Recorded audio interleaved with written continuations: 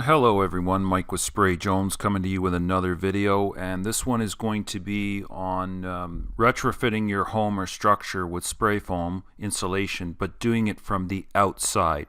I've had a lot of popular requests for this one. It was in the video up and coming list that I was going to do, but I moved it up dramatically from later on this summer to right now, just because of the amount of requests and people are planning out what they're going to do for this summer and this building season. As always, thank you to everybody that is liking and subscribing, sharing, giving us the feedback. I really like the feedback for the most part. There's the odd troll that comes through that has to be dealt with, but I really like to hear people's thoughts and questions and try to get back to just as many as I can. It is getting to the point where it's hard to get back to everybody, so if you don't see a Spray Jones response, don't feel singled out. It just means that we've got a lot of things on the go and can't always get to it. Alright, moving on to this video. Okay, there's going to be two ways to retrofit to the exterior. The first would be that you're going to remove the sheathing of the walls, open up the wall cavity, pull out the insulation or whatever's in there. In some situations there isn't anything, and then spray your foam insulation into it.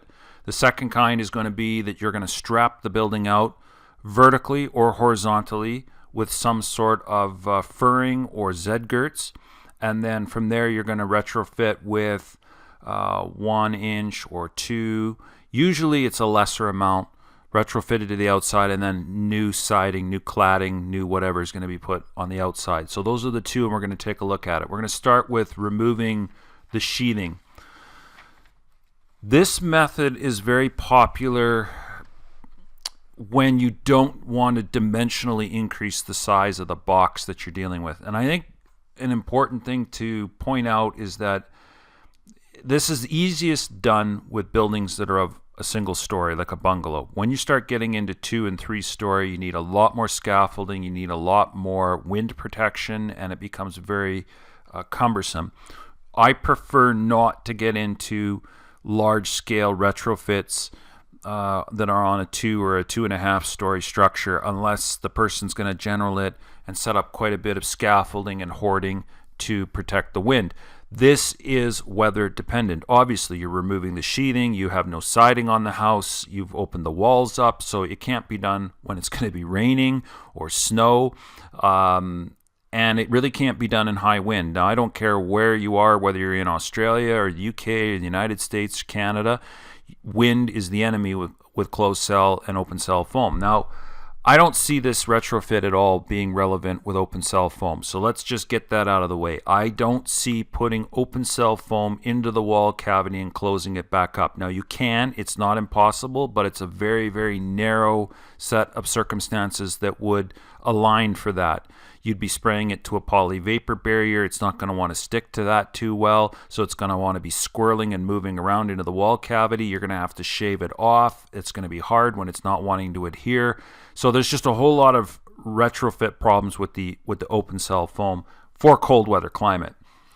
In the warm weather climates, closed cell 2-pound foam is going to be king for this situation.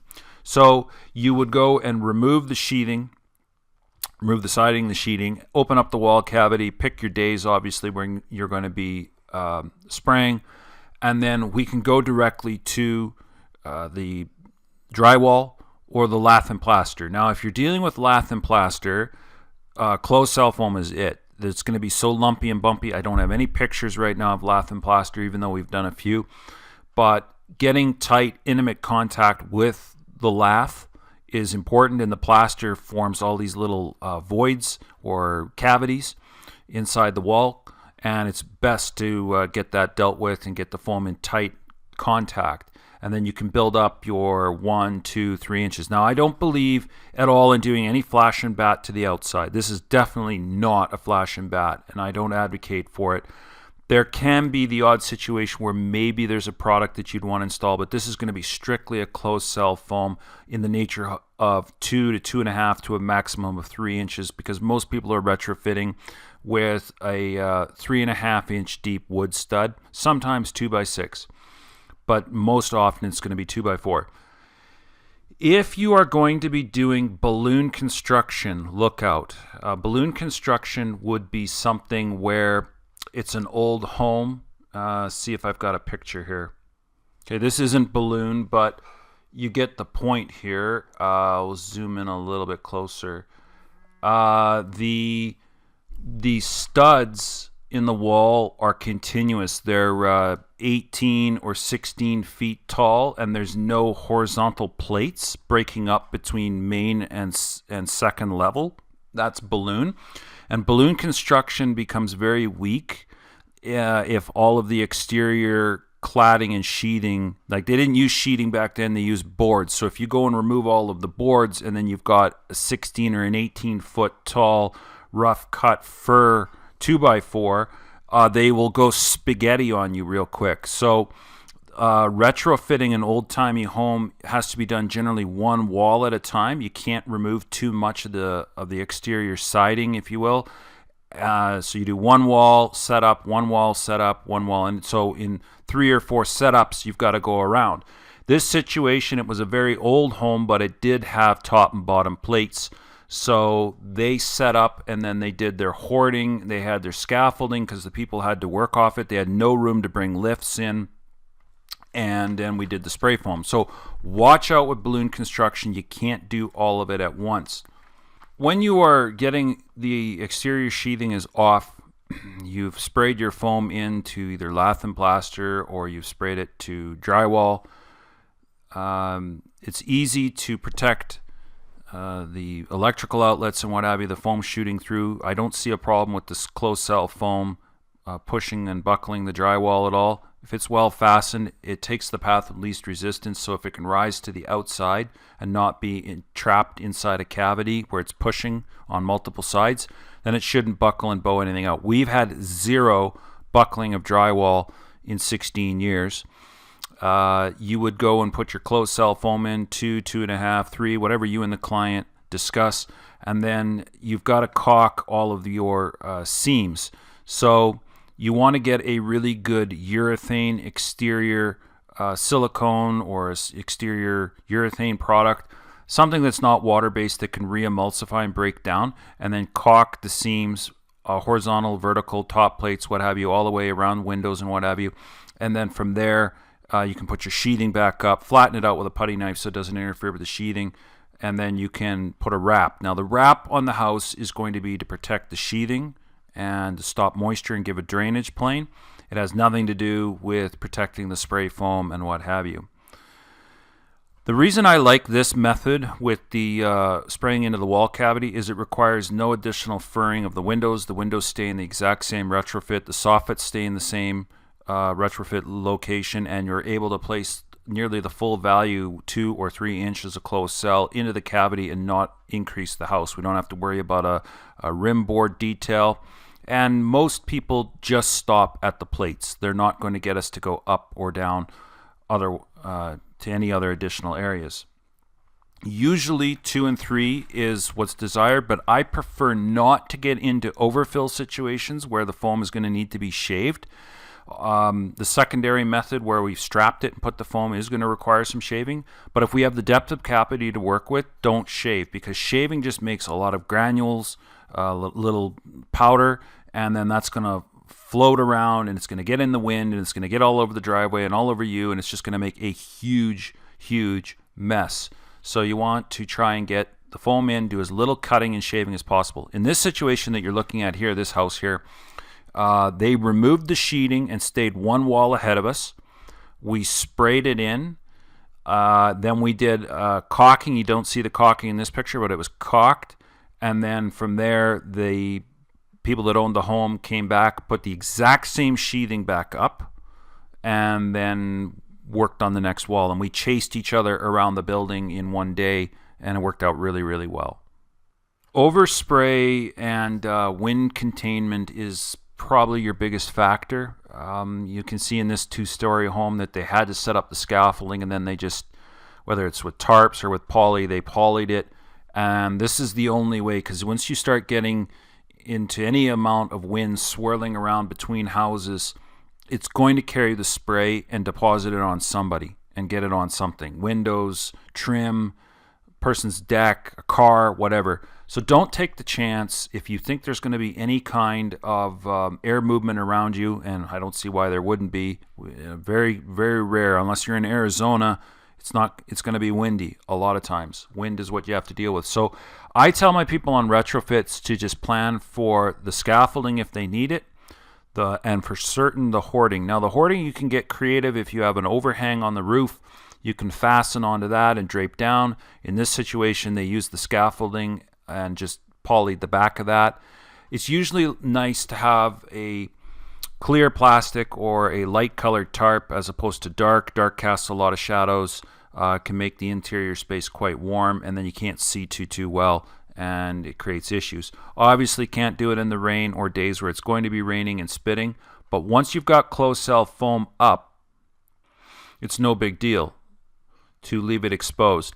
It's going to discolor a bit in the sunlight, but you've got up to 6 months before you see any major degradation. I don't know why anybody would leave it open 6 months, but I'm giving you some stats on what it is. So in these situations, if it rains within a day or two, it's not going to cause problems. And this is another reason why I advocate for the urethane and silicone sealants on the outside. It's just they're more resilient to weather. If the weather comes up and you get a good driving wind and rain, they're not going to wreck acrylic caulking.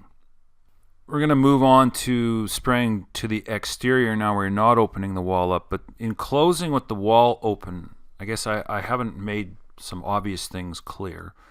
One, if you encounter a poly vapor barrier, cut it out and remove it, right?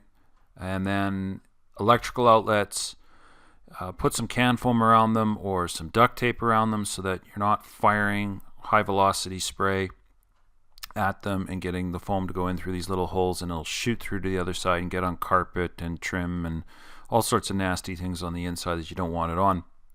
That's sort of a no-brainer, but I know there's plenty of people out there with no brain, so I just gotta mention, get good adhesion to the substrate. You want the craft paper on the back of the sheetrock to be what the spray foam is bonding onto. You don't want to just be relying on the adhesion to the sides of the studs. It'll lift off of the poly, it'll cup. It's going to do a whole lot of nasty things. You don't want that. You got one chance to get this right, so get it bonded to the paper and then get everything sealed up like I talked about with the caulking. All right, so on to the exterior. So these would be a situation where they're not going to be opening up the walls. This retrofit that we did a long time ago, it's an old farmhouse, and they're updating it with new windows. If you're not opening up the sheeting, all right, then you can order windows that are offset the extra 1.5 to 2 inches that you'll need for the depth of whatever you're adding to the outside. Your returns and your trim have to all be figured out, and then no changes made. 1.5 inches is the depth, so we're shooting for about 1 inch of closed cell and a maximum of 1.5 inches, because as I told you before, I don't like having to shave every last single square inch of the walls on a home. It's just really, really nasty. So here's just another view of how they detailed out this farm home. Pretty standard, pretty straightforward. We're able to go in about a course of a day. There wasn't a whole lot of windbreak out there, but there wasn't a whole lot of anything to get foam on. I really suggest putting the tape on the faces rather than going around and scraping everything. I just don't understand why people want to scrape and have to shave foam. I find it's way less work to put the packaging tape on, put the spray foam on, then pull the tape off and do any minor trimming like you're going to see floating around the outside. Now, something else that you will find, okay, siding, guys, where you're putting vinyl siding on a house like this, because the spray foam is not absolutely flush with the stud facing. Sometimes the vinyl siding guys will complain a little bit that their product might oil can or be flimsy because it's used to being fully backed up 100% to sheathing. So if you do have somebody that complains about that, I know what they did on this job. They took Tyvek and they pulled it tight and they stapled it like a drum head. You know, they had two people going and they went from one side of the structure to the other and they pulled it taut. And then from there, they had a solid, well, not solid, but they had a drum head of a backer to put the siding over top of, and that helps give a little bit of extra rigidity behind the siding so the siding won't oil can. If you are doing like a James Hardy board siding or planks or wood or anything that's rigid that's not going to be moving, this is it. You don't need an additional rain screen. The spray foam can handle it. You don't need to wrap it at that point. There's absolutely no reason to, and you don't need to spend the money. It's an extra step. The spray foam can get wet. It is a drainage plane. That's why it's good to have a little bit of space behind the siding where the water can get through and down and out through weep holes and what have you. And it's good to have an ending trim here. Always have an ending trim. Don't leave your verticals open at the bottom. You want an ending piece just for bugs and mice and termites. You want a piece of flashing to terminate the spray foam so critters and what have you aren't going to try to crawl up, and then you've got a rigid fastening point for the siding to terminate to. Kind of a no-brainer, but again, a lot of people out there with no brain. Here's just one more look at that house. Did a pretty nice job. This is wall tight pre-2010. It used to be blue. This is before they switched to different blowing agents, and then they re-trademarked it into the famous purple that you see now. And I don't expect there to be any more color changes. So that's what this is, and the guys were able to get it detailed in fairly well. And to the best of my knowledge, this worked out really well for them. Like, they noticed quite a bit of a change. Obviously, they had a lot more to do with the attic and had to upgrade that, and they needed to spray foam in the cinder block basement. But the beginning of the retrofit on the walls was a big step forward. Okay, here is another retrofit that we did. Outside of the house, this is pretty typical. Did the strapping, put the spray foam on. This job wasn't sprayed quite as nice as you can see. The guy was having a tough time getting it smooth and getting it even, so there's going to be a lot of trimming. And this is what it looks like once it's trimmed. Not so bad, right? It looks a whole lot worse when it's lumpy and bumpy. A job like this, sometimes I'll schedule an extra day or even 2 days, maybe 1 day on the spray foam and then 1 day on the trimming and then half a day or something on final cleanup. The biggest issue is wind and blowing all those chips around. This was power planed from top to bottom and got the spray foam within spec, and you have to start at the very top and just work your way all the way down, rib by rib by rib. And that's what that looks like. There's a brush applied power planer. This is grunt work. It's nobody's fun. Nobody's having a ball doing this. Now, if you don't have a power planer, you can cheat. You can go get an angle grinder and put a wire cup on it, and you can start grinding the surface of the foam that way. You're not going to have any depth control. This is designed to be to ride on a 16 on center, not a 24. It's designed to be greater than 16 inches. You've got 16 inches of brush in the middle, and you can get in and around. But as you can see, it doesn't get out towards the edge perfectly. So when you're up against a window or a piece of trim, you've got to manipulate it and move it. And that's where you go to a hand piece. Now that's where angle grinder with a cup on it, a wire cup like you'd used for cleaning rust off of a metal.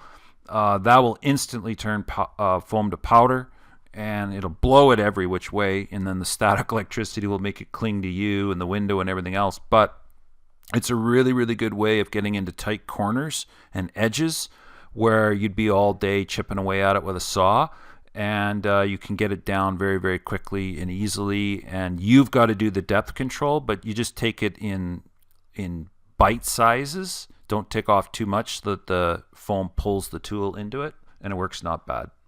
I remember this gentleman talking to us the day we showed up to spray. I think this was in July. It was definitely in the summertime. The air conditioner stopped running. No word of a lie. Stopped running after we got around one wall. Like we did the first wall facing the street, and then we got around the corner and did the second wall that the sun was beating down. And the air conditioner stopped running because we had reduced the heat load, like the hot sun beating down on the siding was not affecting the interior temperature as much. So that's a really neat story. So this method is just a lot of prep, a lot of cleanup. Your windows all have to be detailed.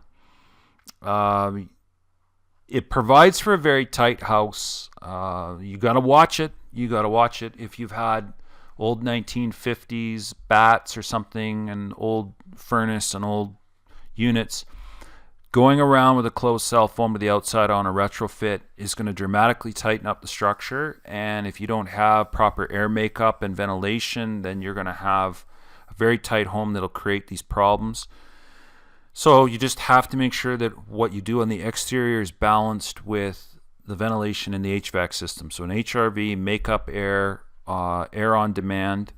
So it's going to mean additional investment on your part over a period of time to make sure that the rest of the systems are not based in 1950s or 60s or early 70s technology.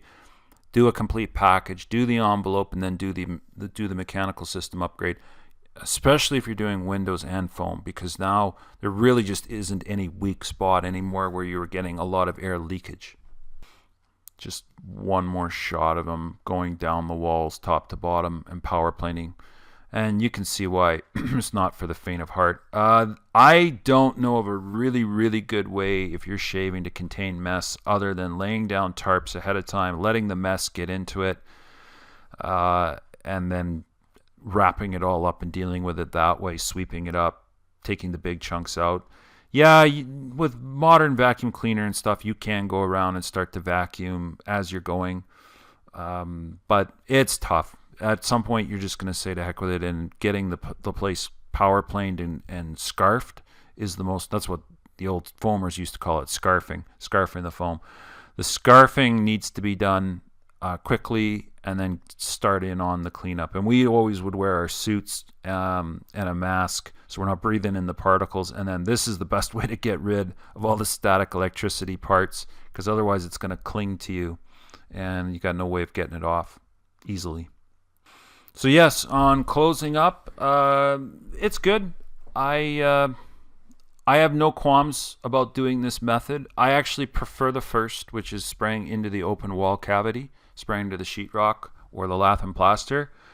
And I generally shy away from people that want to strap it out and put the closed cell foam. But there's one really awesome reason that you do it this way versus doing it with rigid.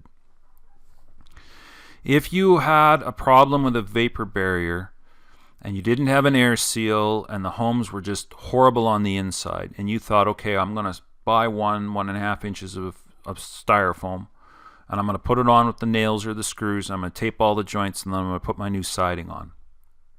There's a couple of major disadvantages, and that's all the thermal shorts of the nails or the screws.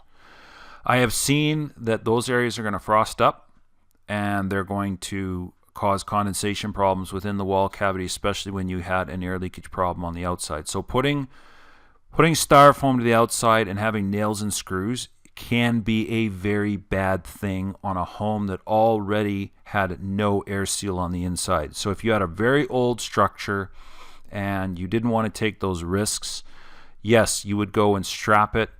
You'd put the spray foam closed cell in, and then you're having less conductivity and less points. In fact, you could switch this out from wood to a Z channel or a hat channel, which is metal, and the tracking can actually be filled with foam, and then just the flange piece is left exposed to screw the siding to. And that's a really, really good way to go, and then you're not losing where the studs, the vertical strapping is. In essence, 99.9% of the whole structure where you can put the foam is fully embedded in foam, and all your fasteners are embedded in foam. The heads of them are, and that's the best way to go. So I'm not a big fan at all of the exterior rigid with the screws on the outside, and on homes that didn't have a good air seal to begin with. So that's the reason that you would go with this method.